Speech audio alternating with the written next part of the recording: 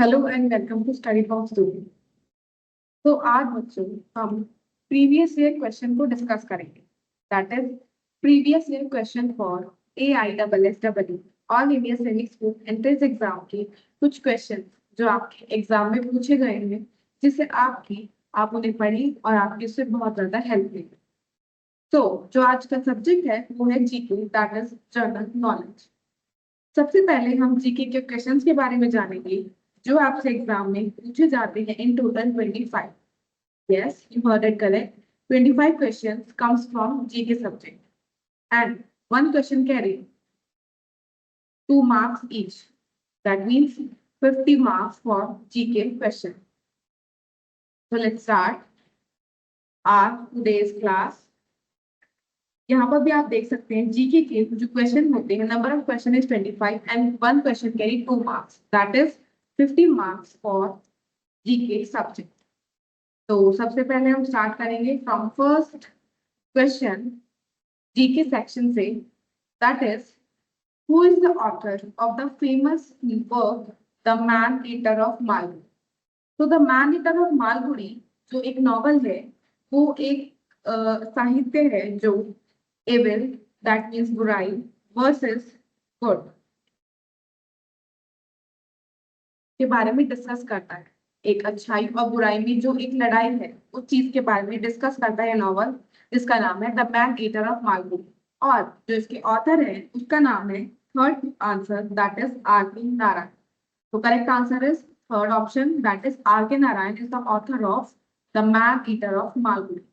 Now let's move on to the next question.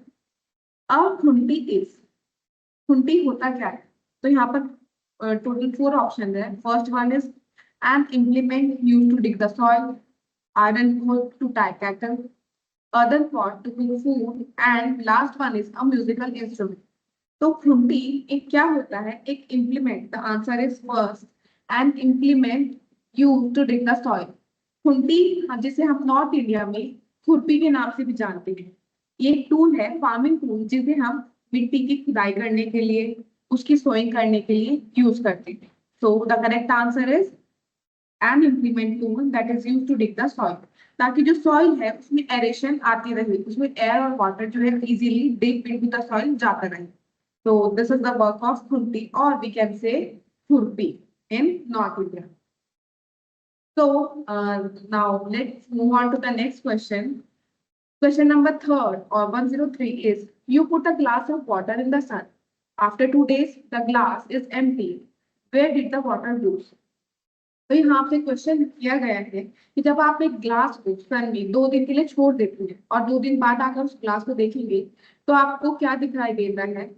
पानी। क्या हमें वो पानी वैसा का वैसा ही मिलेगा? नहीं, वो पानी बिल्कुल सूख चुका है और वो ग्लास बिल्कुल खाली हो चुका है। और ये सब हम किसकी वजह से हो पाता है? ये हो पाता है इवेपोरेशन। तो correct answer is evaporated. Evaporation होता क्या है? Now discuss this. Evaporation is a condition when liquid dust converted into gas. जब लिक्विड की फॉर्म गैसियस फॉर्म में या फिर वाटर वेपर्स में कन्वर्ट हो जाती है, that is known as evaporation. और वो ग्लास का पानी कहाँ गया है? इवेपोरेट हो गया है ड्यू टू द हीट और सन्स रेडिएशन की वजह से। So it is a condition or it is a state in which liquid की कोई भी चीज जब गैस में कन्वर्ट हो जाती है, उसे हम बोलते हैं इवेपोरेशन। और जो हमने धूप में पानी रखा था उसके साथ भी सेम कंडीशन हुई है, तो पूरा का पूरा पानी इवेपोरेटेड होकर हवा में चला गया है gas form. Okay, now next question is, the best friend of soil is. जो सॉइल है उसका बेस्ट फ्रेंड किसे माना जाता है? मिट्टी का बेस्ट फ्रेंड किसे माना जाता है, या फिर किसानों का बेस्ट फ्रेंड भी हम बोल सकते हैं, किसे माना जाता है? हमारे पास ऑप्शन है 4। फर्स्ट है bird, second is earthworm, third is insect and fourth one is snake. तो क्या चिड़िया को बेस्ट फ्रेंड माना जाता है सॉइल का? नहीं। Correct answer is option number second, that is earthworm. Earthworm को किसान का और साथ ही साथ सॉइल का भी बेस्ट फ्रेंड बोला जाता है। क्यों? क्योंकि जो अर्थवॉर्म है वो सॉइल की एरेशन में, मींस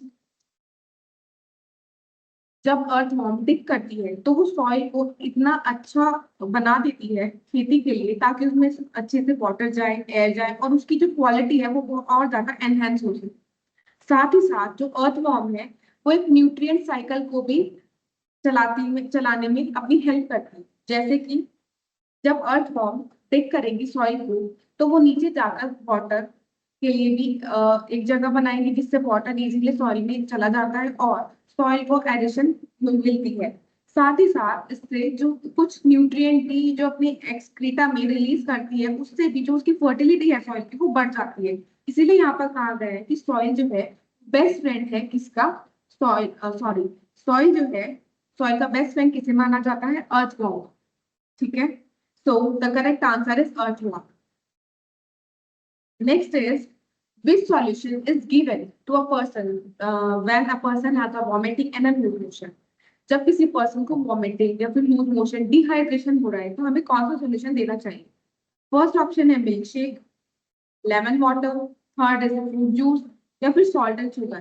तो आप सब में से कुछ सोच रहे होंगे fruit juice. Yes, fruit juice is a good option, but अगर कोई डिहाइड्रेटेड है तो सबसे पहले फ्रूट जूसेस के प्लेस पर हम उसे सॉल्ट एंड शुगर का एक मिक्सचर देते हैं। ठीक है, सॉल्ट एंड शुगर का एक मिक्सचर होता है, जिससे जो वो डिहाइड्रेटेड है वो वापस से रिहाइड्रेटेड हो पाए। क्योंकि जब हम सॉइल एंड शुगर का मिक्सचर पानी में मिलाकर उसे देंगे, तो उससे उसमें सोडियम प्लस ग्लूकोज भी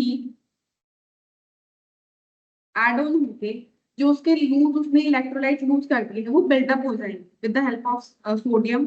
जो सोडियम सॉल्ट में प्रेजेंट है और जो ग्लूकोज शुगर में प्रेजेंट है, उससे वो वापस से पर्सन रिहाइड्रेटेड हो जाएगा और उसके जो लूज किए हुए इलेक्ट्रोलाइट्स हैं वो भी वापस से रिगेन हो जाएंगे। That is why salt and sugar का जो सॉल्यूशन है वो दिया जाता है किसी भी इंसान को, जिससे लूज मोशन हो, वॉमिटिंग हो, या वो डिहाइड्रेटेड हो, तो it is the best solution. Now, next question is 10 and 7. So, which one among the following is not a natural way of food preserve? इसमें से कौन सा फूड को एकदम प्रिजर्व रखने का, सही रखने का, ज्यादा टाइम तक चले ऐसा रखने के लिए कौन सा नेचुरल वे नहीं है? यहाँ पर नहीं पूछा है। तो पहला ऑप्शन है ड्राइंग, किसी चीज को, खाने की चीज को सुखाना, धूप में सुखाना। Second is adding preservative, chemical preservative, chemicals को ऐड ऑन करना। थर्ड वन इज सॉल्टिंग और स्वीटनिंग, जैसे हम जैम्स में और पिकल्स में ऐड करते हैं बहुत सारा salt, sugar. And fourth one is pickling itself.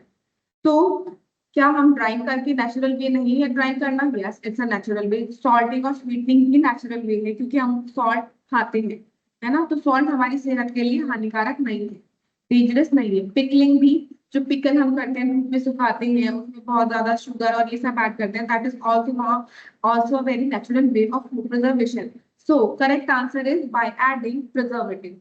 हमें जब केमिकल्स ऐड होते हैं, जो फूड पैक्ड फूड होता है उसमें बहुत सारे प्रिजर्वेटिव होते हैं, सो वही प्रिजर्वेटिव एक नेचुरल वे नहीं है फूड को सेफ रखने का या ज्यादा उसकी लॉन्गेटिविटी बढ़ाने का।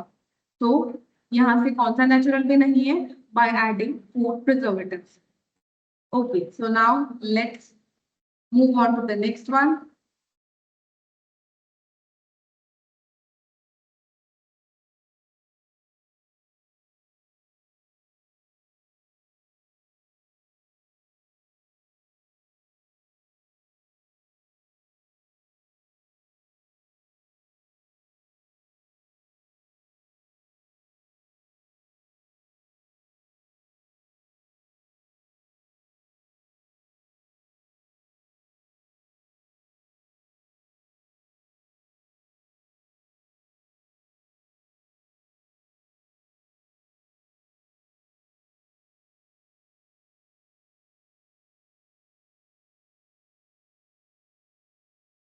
So 10 and 7 question is, which leaves can be kept in a box to protect the seed from the insect?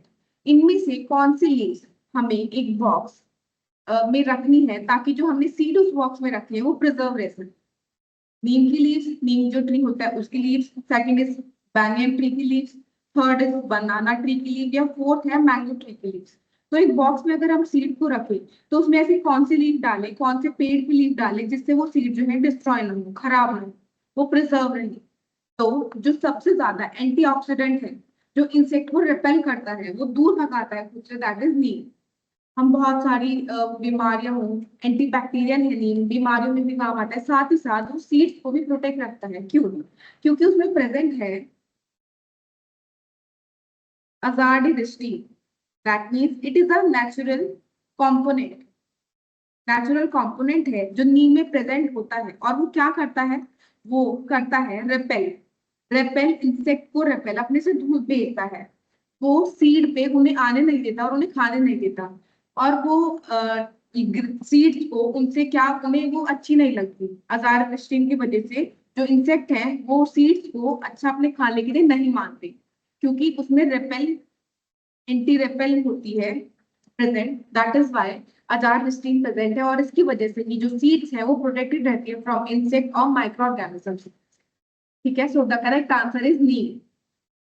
Now, next is which of the following works cannot be done with water that has been used once? तो इनमें से कौन सा काम हमें एक बार water use करने के बाद दोबारा हम उसे यूज नहीं कर सकते? First is mopping the floor. क्या हम किसी पानी को, यूज किए हुए पानी को दोबारा पोछे के लिए यूज कर सकते हैं? Second is washing hand and faces. मुंह और हाथ धोने के बाद जो पानी होता है वो। Watering plants. And last is using in the toilet. तो अगर कोई हमने पानी ऑलरेडी यूज किया है लेकिन हमें उसे दोबारा यूज करना है, तो हमें इनमें से किसके लिए यूज नहीं करना है? So the correct answer is watering the plants. हमें प्लांट्स को दोबारा वाटर करने के लिए ऑलरेडी यूज पानी यूज नहीं करना है, क्योंकि उसमें बहुत सारे बैक्टीरियाज आ गए हैं, ऑर्गेनिज्म आ गए हैं। और वाटरिंग प्लांट्स के लिए वो, अगर हम उसे पानी देंगे प्लांट्स को, उस पानी को प्लांट्स में डालेंगे तो वो उसे डिस्ट्रॉय कर देगा, दैट इज वो डेड हो जाएंगे। इसलिए हमें प्लांट्स में हमेशा साफ और अच्छा ही पानी यूज करना चाहिए वाटर करने। Okay, now next question is which of the following devices is used to measure the body temperature? इनमें से कौन सा डिवाइस है जिससे हम बॉडी टेम्परेचर को मेजर करते हैं? First is lactometer, then there is barometer, third one is thermometer और फोर्थ है speedometer. So lactometer is a device that is used for check the purity of milk. ठीक है, लेकिन हमें आपके क्या चेक करना है? हमें यहाँ पर चेक करना है temperature, body temperature. So this is not correct. Second is barometer. Barometer is used to check the pressure of air. So that is also not correct. Third one is thermometer. Thermometer होता है वो device जिससे हम अपनी body का temperature, जब आप doctor के पास जाते हैं और वो जो आपको यूज करने के लिए माउथ में डालने के लिए देता है, दैट इज द थर्मामीटर। और वो हम यूज करते हैं to measure our body temperature. So correct answer is third option, thermometer. और हम लास्ट भी पढ़ लेते हैं, that is speedometer. Speedometer is used in vehicles for measuring the speed. जिस स्पीड पर कोई व्हीकल जा रहा है उसे मेजर कैसे होता है वो व्हीकल्स में? With the help of speedometer. ठीक है, तो 109 क्वेश्चन, दैट इज इस क्वेश्चन का जो करेक्ट आंसर है वो है thermometer. Next is how many spokes are there in the wheel placed in the centre of Indian flag. तो आपने व्हील देखा होगा हमारे तिरंगे में जो कुछ ऐसा नजर आता है, और उसमें बहुत सारे स्पोक्स होते हैं, बहुत सारे ऐसे डंडी होती है छोटे छोटे। तो यहाँ पे ये पूछा है कि जो स्पोक्स हैं इनकी नंबर्स में कितने हैं? How many spokes are there? is the spokes are 26 in number, 24, 21 और 28। So मैं आपको बता देती हूँ जो करेक्ट आंसर है वो है 24। That is there are total 24 spokes are there in Ashok Chakra. Okay, how many spokes are there? There are total 24 spokes. Total 24 spokes हैं अशोक चक्र में। और वो क्या रिप्रेजेंट करते हैं? वो रिप्रेजेंट करते हैं 24 आवर्स। जो एक दिन में हमारे आवर्स होते हैं दैट इज 24 आवर्स, वो रिप्रेजेंट करते हैं उन स्पोक्स। और अशोक चक्र जो है वो कब इनॉग्रेटेड हुआ या कब वो लाया गया है? वो लाया गया है ऑन 22 ऑफ जुलाई 1947। ठीक है, इसे ऑर्गेनाइज किया है, इसे इंट्रोड्यूस किया है on 22 July 1947। Next one is who wrote Ramayan. Ramayan जो हमारी एक महाकाव्य है, हमारी एपिक है, वो किसके द्वारा लिखी गई है? इज इट वाल्मीकि, वेद व्यास, कालिदास या फिर गणेश? तो the correct answer is Valmiki. जो हमारी रामायण है वो किसने लिखी है? वाल्मीकि जी ने लिखी है। ठीक है, तो हमें याद रखना है वाल्मीकि जी ने हमारी रामायण को लिखा है। और रामायण के अंदर हम किस चीज के बारे में बात करते हैं? रामायण के अंदर हम बात करते हैं राम जी के बारे में, उनके जीवन काल के बारे में, जो उन्होंने बहुत सारे कष्ट सहे हैं, उन सब चीजों के बारे में हम बात करते हैं रामायण। ठीक है, तो इसका करेक्ट आंसर है Valmiki. Next is which one of the following is a non renewable resources? इनमें से कौन सा नॉन रिन्यूएबल रिसोर्सेज है? First is petrol, second is wind, biogas और फोर्थ वन इज सोलर। तो इनमें से कौन सा रिसोर्स नॉन रिन्यूएबल है? Non renewable resources are those resources which are replenished, जो एक बार यूज करने के बाद हमें दोबारा बहुत समय बाद, बहुत हजारों साल बाद हमें मिल पाते हैं। They get easily exhausted by the use, वो बहुत जल्दी खत्म हो जाते हैं। लाइक फॉसिल फ्यूल, जो हमें हजारों साल बाद मिलते हैं। Fossil fuel are the dead remains of animal and plant, जो बहुत सालों बाद हमें मिलते हैं। तो इनमें से क्या चीज है जो अगर हम कुछ टाइम तक रेगुलर यूज में लाएंगे और बहुत ज्यादा यूज करेंगे तो वो रिप्लेनिश हो जाएगी, एग्जॉस्टेड हो जाएगी और हमें दोबारा मिलने में टाइम मिलने लगेगा। तो the correct answer is petrol. ठीक है, इसीलिए हमें कहा जाता है जो रिसोर्सेज है वो हमें यूजफुली यूज करने चाहिए। ऐसे ही नहीं कि हमें विदाउट एनी टेंशन हमें यूज करने हैं, नहीं, हमें यूजफुली यूज करने हैं, अपने अकॉर्डिंगली माइंडफुली यूज करने हैं। ठीक है, second is wind. Wind is a renewable resources, जिससे समय के साथ भी अगर हम उसे यूज करें, जो हमारे यूज में आ रही है, तब भी वो खत्म नहीं होगी। लेकिन पेट्रोल है, फॉसिल फ्यूल्स है, तो these are the resources that get exhausted with time. Biogas and solar, solar energy कहाँ से मिलती है? सन से, तो वो भी रिन्यूएबल रिसोर्सेज है, लेकिन petrol is a non renewable resources. Okay, now let's move on to the next question. In Jammu and Kashmir what does yakhni refer to? Yakhni क्या है जम्मू कश्मीर में, किस चीज के लिए इन जम्मू कश्मीर में जो यखनी है वो किस चीज को बोला जाता है?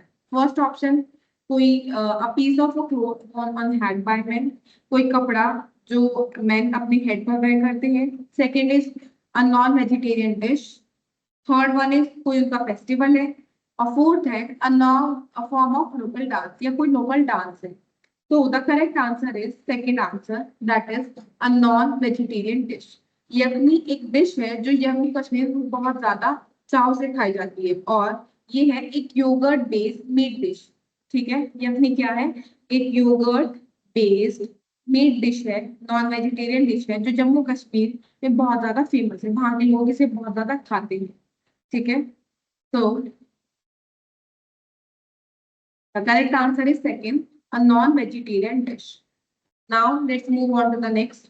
Tadpole is the larval stage of which animal? Tadpole इसमें से कौन सा लार्वल एज है किस एनिमल का? लार्वा एज होती है जब कोई भी एनिमल अपने यंग वन को बर्थ देता है। तो यंग वन एडल्ट होने से पहले जो स्टेज होती है that is the larva stage. चाहे वो एग को हैच करके बाहर आया उनका यंग वन, या फिर उन्होंने सीधा बर्थ दिया। तो stage before the young one become adult, उसे हम कहते हैं लार्वा स्टेज। तो टेडपोल किस एनिमल की लार्वा स्टेज है?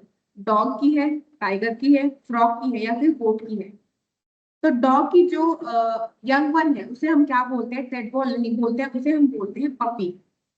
Right, now second is tiger. Tiger का जो यंग वन है, जो उनका बेबी है, उन्हें हम क्या बोलते हैं? Cup, CUB, cup. नाउ जो गोट है,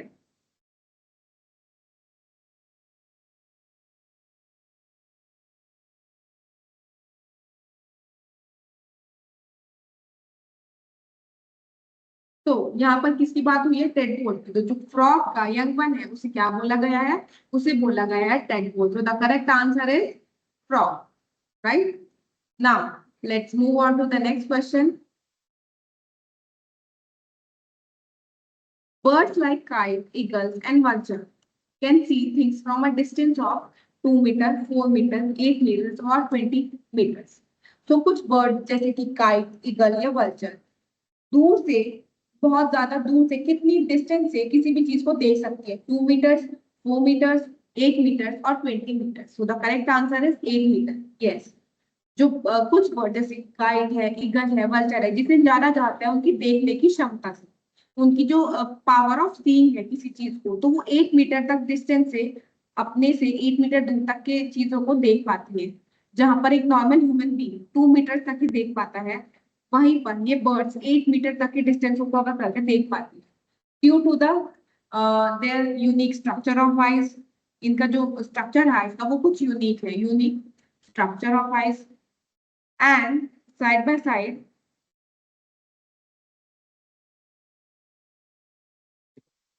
सुपीरियर आईसाइट की वजह से भी ये अपनी दूर तक देख पाते हैं, अबाउट 8 मीटर्स तक ये देख पाते हैं। सो सुपीरियर आईसाइट भी one of the reason for this. तो जो ये बर्ड्स होते हैं, इन बर्ड्स की आई जो है वो साइड एंड साइड में होती है, तो ये वाइड एंगल को भी कवर करते हैं। तो ये कुछ रीजन है जिसकी वजह से ये बर्ड जो है दूर तक डिस्टेंस को कवर पाते हैं और देख पाते हैं, right. Now next is what is the name of the eldest brother among Pandav. Pandav जो थे, जो महाभारत में जिनके बीच युद्ध हुआ था, Pandav one part is Pandav और जो अदर पार्ट पे थे वो है कौरव। तो जो पांडव थे उनमें से यहाँ पर पूछा गया है जो सबसे बड़े एल्डेस्ट ब्रदर था उनका नेम क्या था। Is it Bhim, Arjun, third is Yudhishthir और the fourth one is Karn. तो the correct answer is Yudhishthir. जो युधिष्ठिर थे वो सबसे बड़े भाई थे। फिर हम यहाँ पर देख लेते हैं सेकंड और थर्ड को कौन थे। फर्स्ट इज एल्डेस्ट जो ब्रदर थे वो युधिष्ठिर थे, उसके बाद आते हैं भीम, उसके बाद आते हैं Arjun, then there is Nakul and Sahdev. तो जो यंगेस्ट है उनका नाम है Sahdev. Now next question is Bihu dance belongs to which state. जो बिहू डांस है वो कौन से स्टेट से बिलोंग करता किया जाता है। असम, गुजरात, बिहार या पंजाब। तो जो बिहू डांस है वो असम से बिलोंग। बिहू एक फेस्टिवल भी सेलिब्रेट होता है इन असम, जो साल में 3 बार सेलिब्रेट होता है। फर्स्ट इज बोहाग जो होता है मिड ऑफ अप्रैल में celebrate.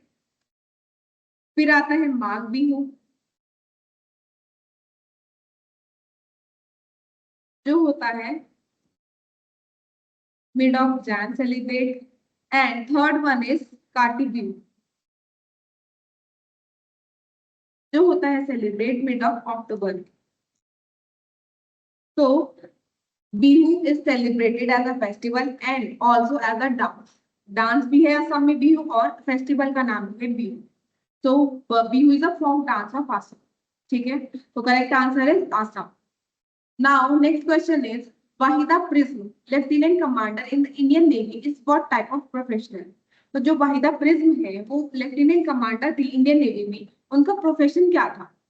First is doctor, is she a doctor, second is software engineer, third is chef और फोर्थ वन इज टीचर। तो करेक्ट आंसर इज डॉक्टर। और आप सब ये सोच रहे होंगे कि यहाँ पर वाहिदा प्रिज्म ने ऐसा क्या किया था जो उनका यहाँ पर जनरल नॉलेज में उनका जिक्र हुआ है। तो वाहिदा प्रिज्म जो है वो लेफ्टिनेंट कमांडर थी इंडियन नेवी में, साइड बाय साइड वो वहां पर डॉक्टर थे, नेवल डॉक्टर, जो बहुत ज्यादा रेयर मूवमेंट होता है, जो लेडी जो है वो डॉक्टर होती है नेवल में। सेकेंड इज उन्होंने जो है वो लीड की थी परेड। ठीक है, so this is also the rarest movement, उन्होंने परेड को लेड किया था। And side by side first women थी जिन्होंने परेड को लेड किया था। दैट इज वाई उनका यहाँ पर जिक्र हुआ है, पूछा गया है कि जो इंडियन नेवी में वो कमांडर थी वहां पर उनका प्रोफेशन क्या था। तो she is a doctor, she was a doctor है। Okay, so correct answer is doctor. Now next is how many gold medals did India win in Asian games held in 2023। तो Asian game जो 2023 में conduct हुए थे वहां पर India ने कितने गोल्ड मेडल्स जीते थे। तो the correct answer is first we read about the options. First option is 28, second is 52, third is 42 and fourth one is 14। तो इनमें से जो करेक्ट है वो है 28। ठीक है, और जो total number of medals India ने जीते थे वो है 107, जिसमें से 28 गोल्ड है, 28 for gold, now 38 for silver and 41 for bronze. So these are total number of medals that India won at Asian Games 2023। और जो इंडिया की रैंकिंग थी या पोजीशन थी वो है 4th। ठीक है, 4th पोजीशन में इंडिया आई थी एशियन गेम्स में, और जिसने लेड किया था, जो फर्स्ट नंबर पे था, वो है चाइना। ठीक है, so these are basic information about Asian Games that held in 2023. ठीक है, now next question is which super sense is activated by language while warning others of danger? Sight, sound, skin, or smell?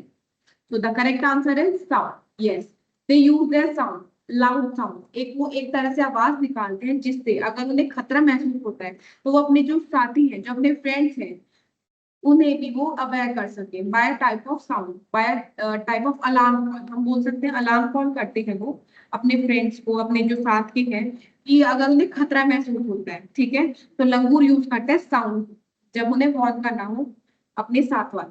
ठीक है, so the correct answer is sound. Now next is which one out of the following animals have a very strong sense of smell? Is it a rabbit, ant, cat, or monkey? तो इनमें से कौन सा animal है जिसकी sense of smell बहुत ज्यादा strong है? तो the correct answer is ant. ठीक है, आंट के जो एंटीना होते हैं वो बहुत ज्यादा पावर होते हैं, वो सेंस कर पाते हैं कितनी सी बहुत ज्यादा स्ट्रॉन्ग सेंस ऑफ स्मेल है उनकी। ठीक है, अब किसी भी चीज को वो दूर से स्मेल कर पाते हैं, जो एंटीना है। और साथ ही साथ आपने देखा होगा जो आंट में एक और फीचर होता है, वो साथ साथ जो है एक ही लाइन में चलती है, राइट। अगर एक आंट ऐसे जा रही है तो वो एक ही सेम डायरेक्शन में चलेंगी, उसका पाथ फॉलो करते हैं। क्यों? क्योंकि वो एक तरह का केमिकल रिलीज करती है आंट, जिसे स्मेल करते हुए जो दूसरी आंट है वो उसके पीछे आती है और उसे फॉलो करती है। So the correct answer of this question is second, that is ant. Now next question is we mainly get energy to do work from। हमें एनर्जी जो हम न्यूट्रिएंट्स लेते हैं उनमें से कौन सी से मिलती है? फर्स्ट इज प्रोटीन, जो हमारे खाने में प्रेजेंट होता है, vitamin, fat, carbohydrate and mineral. तो ये कुछ 4 चीजें लिखी गई हैं, तो इनमें से किससे ज्यादा हमें एनर्जी मिलती है? तो the correct answer is fat and carbohydrate. ठीक है, हमें एनर्जी सबसे ज्यादा मिलती है फ्रॉम फैट एंड कार्ब। तो अगर आपने देखा होगा जो जिम गाय होते हैं, जो जिम में अपनी बॉडी मसल्स बनाने जाते हैं, वो कार्ब्स लेते हैं अपनी डाइट। ठीक है, तो the correct answer is carbs. ये हमें बहुत ज्यादा, अगर हमें रैपिडली एनर्जी चाहिए, एकदम फुर्ती से एनर्जी चाहिए हो, तो हमें कार्ब्स कंज्यूम करनी चाहिए। ये हमें एनर्जी एकदम से प्रोवाइड कराता है। ठीक है, एंड कार्ब्स किस में प्रेजेंट होते हैं? कार्ब्स प्रेजेंट होते हैं पोटैटो में, right. Now they also carbs is also present in rice. ठीक है, तो इसलिए हमें बोला जाता है हमें राइस को अपनी डाइट में ऐड ऑन करना चाहिए। ठीक है, तो potato and rice are the main source of carbs. Now children who live in the plain would find it difficult to walk on the mountain because they are lazy, the path are rocky and uneven, the path is very smooth, or there are no transport available on the mountains। तो अगर कोई बच्चा planes में रहता है, जैसे समतल इलाके में रहता है, और अगर वो बाय चांस या फिर अपने घूमने फिरने माउंटेन पे चला जाता है, तो उसे डिफिकल्टी क्यों होती है माउंटेन पे चलने में? पहला ऑप्शन है कि वो बहुत ज्यादा आलसी है। सेकंड इज जो वहां का रास्ता है बहुत ज्यादा रॉकी है, पथरीला है, अनइवन है, ऊबड़ खाबड़। ठीक है, थर्ड इज जो रास्ता है वो बहुत ज्यादा स्मूथ है, just like a plain road, right. Fourth is वहां पर कोई जाने के लिए माउंटेन पर ट्रांसपोर्ट नहीं है, इसलिए हमें डिफिकल्टी होती है। So the correct answer is वहां का जो रास्ता होता है वो बहुत ज्यादा पथरीला और अनइवन होता है। ठीक है, आड़ा टेढ़ा होता है। दैट इज वाई जो लोग प्लेस में रहते हैं, अगर वो माउंटेन्स में जाए, सबसे पहले उन्हें ऑक्सीजन की कमी महसूस होने लग जाती है, उन्हें सांस लेने में प्रॉब्लम हो जाती है। This is one of the reason.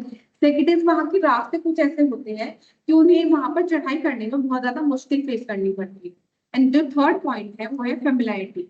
वो अपनी जगह से, जहाँ वो प्लेस में रहते हैं, वो बहुत ज्यादा फेमिलियर है, और जब वो माउंटेन्स पर जाते हैं तो वहां के रास्तों से फेमिलियर नहीं है, क्योंकि वहां के रास्ते बहुत ज्यादा ऐसे ऑल्टीट्यूड पर है, चढ़ाई पर है। That is why they find it difficult to walk on the mountain. तो the correct answer is second, the path are rocky and uneven. ठीक है, now next is where is Charminar situated? चार मीनार जो एक जगह है वो कहाँ पर सिचुएटेड है? जैसलमेर में है, पुरी उड़ीसा में है, औरंगाबाद में है, या फिर हैदराबाद में? ठीक है, चार मीनार इज अ हिस्टोरिकल प्लेस, एक बहुत ज्यादा अच्छा मॉन्यूमेंट है इंडिया में, वो कहाँ पर सिचुएटेड है? So the correct answer is Hyderabad. ठीक है, कहाँ पर है? हैदराबाद में है। जो किसकी कैपिटल है? Hyderabad is capital of Telangana. ठीक है, और ये बिल्डअप कब हुआ था? चार मीनार बिल्डअप हुआ था 1591 में। कब? मोहम्मद